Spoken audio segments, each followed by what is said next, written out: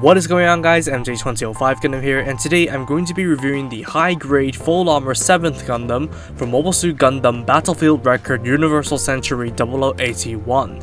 The full armor form of the RX-787, it carries extra generators to supplement for the extra mass of the armor, while possessing extra weapons without any performance drop. For something called full armor, the parts count is surprisingly small, consisting of 6 runners and a moderately sized sticker sheet. Well, that's owing to the fact that this kit has no standard form and it comes full armor from the factory. And with it being the 98th high-grade Universal Century release, a more dated build is to be expected. So is the need for caution on the darker parts. Otherwise, besides it being your standard high-grade experience, the fact that it came out of left field makes the build quite distinct. All snapped together and the full armor 7th Gundam looks impressive. Based on the Kotoki version of the design, the high grade represented that aesthetic well, as the kit is proportionally accurate, aside from the chunkier head if I were to be pedantic about it, and very detailed for a high grade, especially for its time, possessing all the rivets, etchings, and visual complexity the original line art has, which emphasizes the need for panel lining furthermore. Though there are quite a few stickers, though being on the eyes and the head, cheek, and shoulder sensors, the chevron on the crotch, and all the grey details on the legs, none of them are all too bad. The only real critiques I have are for the seam lines on the arms, legs, and ankle armor, and the hollow bits on the auxiliary thrusters of the tail unit. Both of these elements are downright jarring.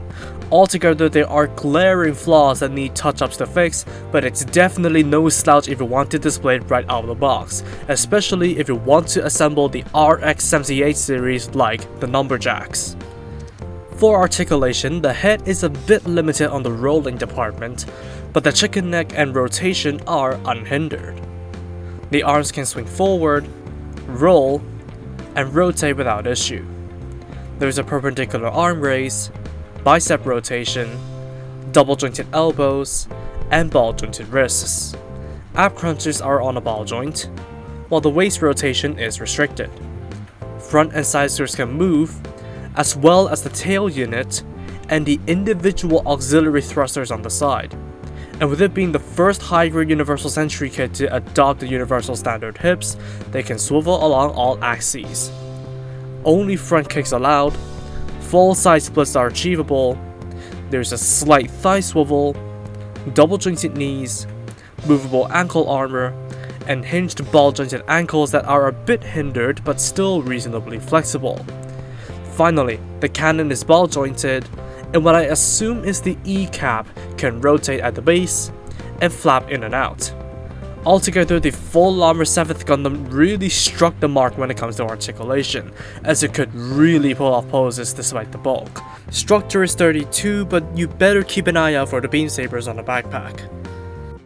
For accessories, you get a standard pair of holding hands and open hands, a pretty decent selection for any display you want. As for weapons, apart from the big, long-range beam cannon on the back, you also get a set of beam sabers. Unfortunately, there are no included beams in the kit, though if you have a sizable collection, SB13 beams will work just fine. Next is the beam rifle with a very distinct shape compared to others in the RX-78 series, featuring a movable foregrip and a ton of surface detail. It slides into the hand for standard use with no weight issues. Finally, there's the shield, which is fully color separated and unique to the 7th Gundam. It plugs onto the arm with an adapter and can be mounted onto the side or the back of the arm. It can also be adjusted by rotation to get out of the way of the shoulder.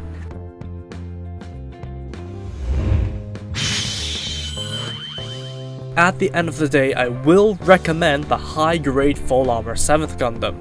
Truth be told, there are a lot of flaws in this kit, like the seam lines and the hollow bits to the generic weapons with the big cannon despite being the full armor variant. It really isn't all that different from any other Gundam, especially given its rarity. However, the positives of this kit struck me even more so. The details, overall proportions, and articulation match up to modern day standards with only minor touch-ups needed. The stability holds the kit together well, and it's impossible to forego that massive sawed-off cannon that makes the profile look all the more imposing. It's a 13-year-old kit, and yes, while it's what you see is what you get, but damn is it not outdone by the rest of its family. And that's all for me. Thank you for watching, drop a like and comment if you did enjoy the video, subscribe for more content like this, and feel free to follow me on social media with the links down below. That said, take it easy, stay safe, and I'll see you in the next video. Peace out guys, bye bye.